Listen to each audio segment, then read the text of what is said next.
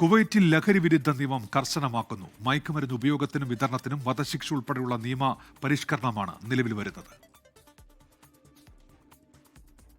കുവൈറ്റിൽ മയക്കുമരുന്ന് ഉപയോഗത്തിനും വിതരണത്തിനുമെതിരെ അതിശക്തമായ നടപടികളുമായി പുതിയ നിയമം പ്രാബല്യത്തിൽ വരുന്നു. അടുത്ത ഞായറാഴ്ച ഔദ്യോഗിക ഗസറ്റിൽ പ്രസിദ്ധീകരിക്കുന്ന നിയമം 2 ആഴ്ചയ്ക്കുള്ളിൽ നടപ്പിലാകും.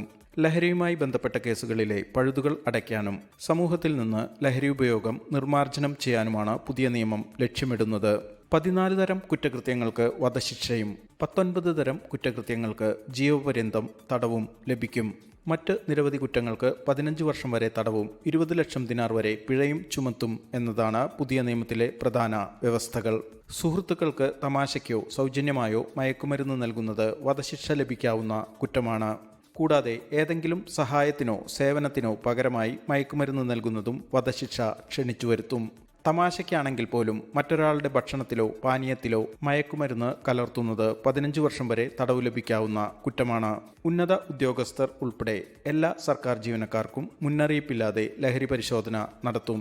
വിവാഹത്തിന് മുൻപുള്ള വൈദ്യപരിശോധനയിലും ഇനി മുതൽ ലഹരി പരിശോധന ഉണ്ടായിരിക്കും. ലഹരി ഉപയോഗം മൂലമുള്ള വിവാഹമോചനങ്ങളുടെ എണ്ണം വർദ്ധിച്ചുവരുന്ന സാഹചര്യത്തിലാണ് പരിശോധന കർശനമാക്കാൻ അധികൃതർ തീരുമാനിച്ചത്.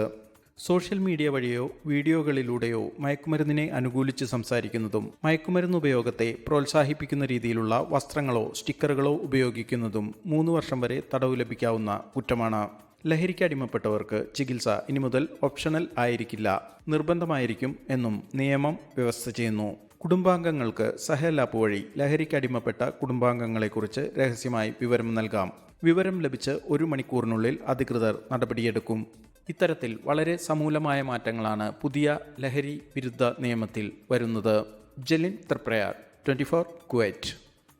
ലോകത്തെവിടെയായാലും ഏത് സമയത്തും 24 വാർത്തകളും ഓഗ്മെന്റഡ് റിയാലിറ്റി പാക്കേജുകളും എക്സ്പ്ലെയിനറുകളും വിശദമായി കാണാൻ ഞങ്ങളുടെ യൂട്യൂബ് ചാനൽ നിങ്ങൾക്ക് സബ്സ്ക്രൈബ് ചെയ്യാം.